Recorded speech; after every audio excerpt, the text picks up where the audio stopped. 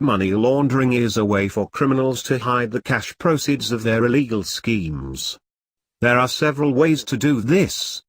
They include using shell companies, small bank deposits, and regular, consistent bank deposits. One of the most common ways to perform money laundering may be creating a shell company or business. This type of business is usually set up so that it is difficult to monitor cash flow. Businesses that provide services instead of selling physical goods may be able to circumvent the need to provide receipts or reports of money gained and spent. The business would typically be one in which accepting cash as a form of payment is not uncommon. Examples may include mechanics, landscapers, or hairstylists. Instead of creating a shell company, an alternative for money laundering may be to invest in a legitimate business, such as a casino or bar.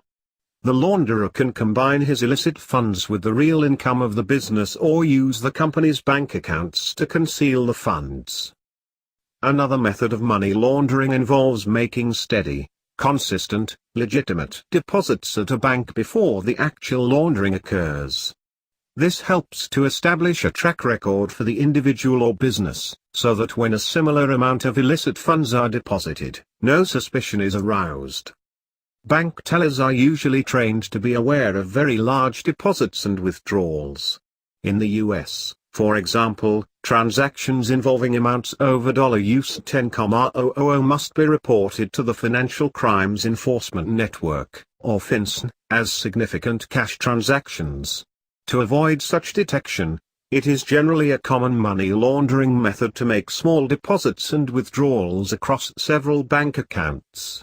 This method is sometimes referred to as structuring or smurfing. Other money launderers may use offshore banks, or banks in other countries, to avoid detection in their own country. In years past, Switzerland was often considered an ideal source for storing laundered money due to its stringent secrecy laws.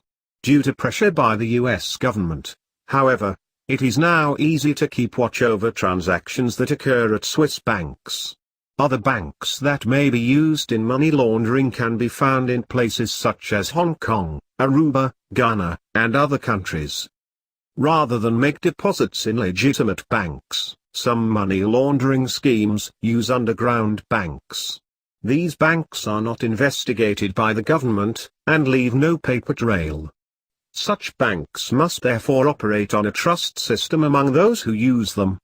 Two underground banks include the Chinese Feichen system and Pakistan's Hawala system.